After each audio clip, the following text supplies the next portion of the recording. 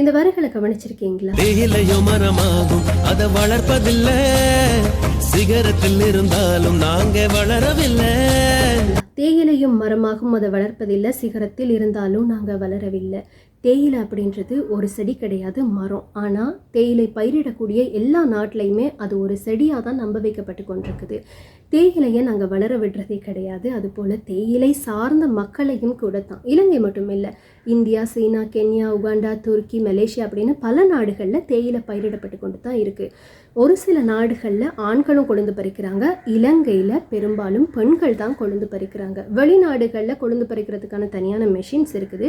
ஆனால் இலங்கையில் ஒரு சில குறிப்பிட்ட பகுதிகளில் மட்டும் ஹார்வெஸ்ட் மூலமாக கொழுந்து பறிக்கப்படுது.